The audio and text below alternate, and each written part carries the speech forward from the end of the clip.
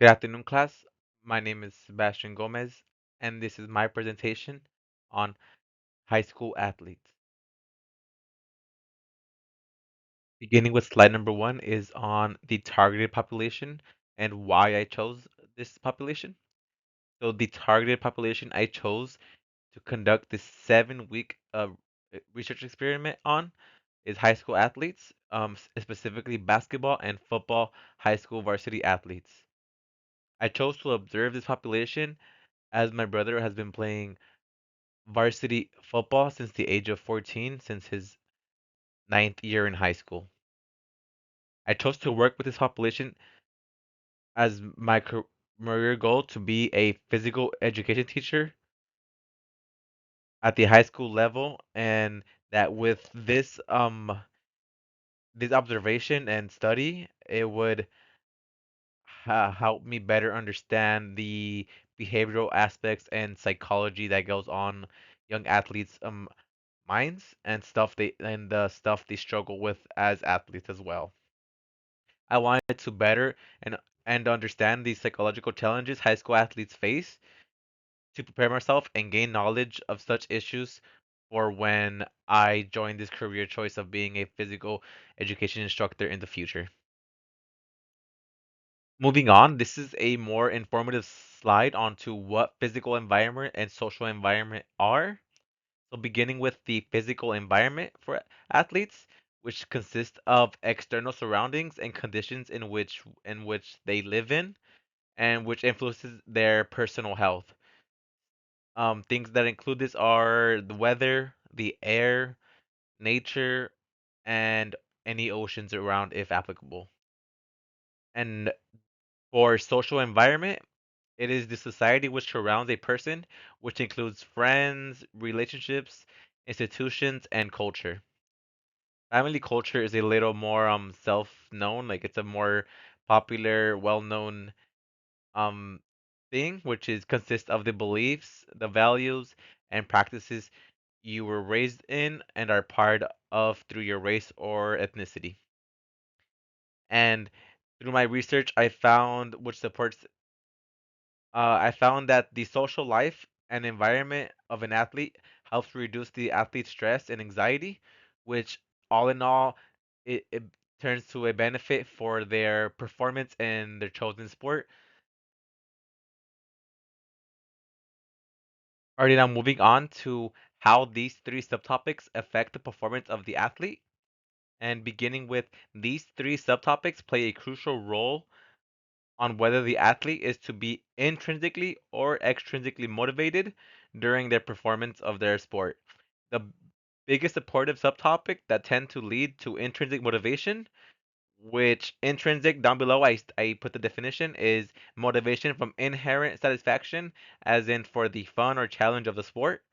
And extrinsic motivation would be motivation driven from external reward, which is more like they don't really care about the sport. They're more doing it for like popularity, I don't just for like a social status. Okay, and I put that in this the social environment and the family culture have the biggest impact on intrinsically motivating the athletes. And I also put that the community and families are very supportive and pros in the city of where I conducted my research, my observation, the city of Calexico. The families tend to be pro sports, supportive, go to all the games. There's packed crowds at all most home games, and I put that for these reasons, it leads to a intrinsic motivation for the athletes. And moving on, I put regarding stress and anxiety and how they affect the athletes. I put regarding stress and anxiety, athletes tend to benefit from their social environment. As in research supported article, I found that social life and environment of an athlete helps reduce the athlete's stress and anxiety, which benefits the performance. I believe I also put that on the previous slide. Sorry about that. That's just a error I made. Sorry. And moving on to the family culture tends to support this as well, as in the city of Clásico, the social environment and family culture is these almost this exact same as the jurisdiction of the city of Clásico is 80 to 90% Hispanics. So meaning friends and families of the city are most likely of the same race, meaning their friends enjoy the same sports as the family would like to enjoy as well, and it this helps build a strong support system, helps build the strong support system for the athlete, and which leads to them being more intrinsically motivated, wanting to play the sport rather than wanting to play the sport for an extrinsic motivation factor, such as popularity. Okay, and how do the three subtopics affect the feedback and reinforcement for the athlete, and how does that affect their performance? And for this, I was able to find the social environment and the family culture affect the performance of the athlete in a good way, as hearing feedback when doing good will motivate them and uplift them to continue playing the same way. And vice versa as well. If the athlete is playing bad or is just not having a good game, you have a strong support system as friends and peers around you and your family that will be um give you honest feedback to help you perform better and keep you from making the same errors you have made on previous plays or previous games. Okay? Regarding reinforcement, I could not find any good research supporting that the family culture or the social environment positively affects their performance or doesn't, as I found that athletes tend to take the act of reinforcement or rewards slash punishment, whether doing good, being rewarded for playing good, or punished for playing bad. Athletes tend to react to this differently. Not every person reacts to reinforcement the same as another athlete would. So there is no factual supporting claims that support whether or not uh, positive or negative reinforcement impacts the performance of the athlete, as it varies from athlete to athlete. Moving on to the outcome, performance, and process goals of the athletes I chose to observe. So for the basketball team, they plan on increasing their free throw percentage from 72% to 75%. For the varsity football team, they want to surpass their last season kicking points from 21 to 27, as 27 is the national average in Southern California. Moving on to outcome goals. For the basketball team, they plan on finishing above a .500 average, which is a having a more wins than losses. This year they fell short of that, ending with a 12-14 record. For the varsity football team, same thing, more winning this season. They want to improve their record and make it further in the playoffs. This year they ended with a goal of 7-4, including playoff games. For process goals, the basketball team plans on working on hip vision movement and flexibility to benefit their explosiveness and their fast-paced half-court trap defense they like playing. For the varsity football team, they plan on spending more time in the weight room, as their offensive line is their weakness compared to their rivals. And they plan on working on staying physically healthy as well, preventing injuries and just being healthy.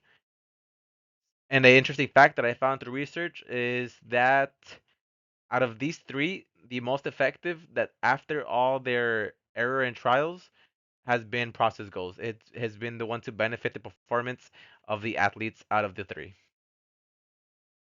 Moving on to strategy and action on how they are to achieve these goals.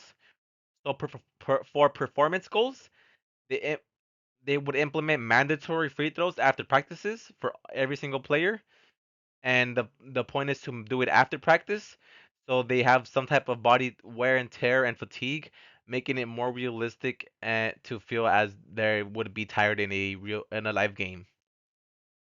For the football team, it would be to kick a minimum of double the kicks during practice.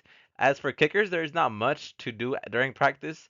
As through observation, it is saw they would do the running drills and mainly watch the offensive line run their plays and the defensive line run their plays as well. Optimizing this time to practice their kicking would help benefit their the kicker's accuracy and consistency to making these kicks in the game.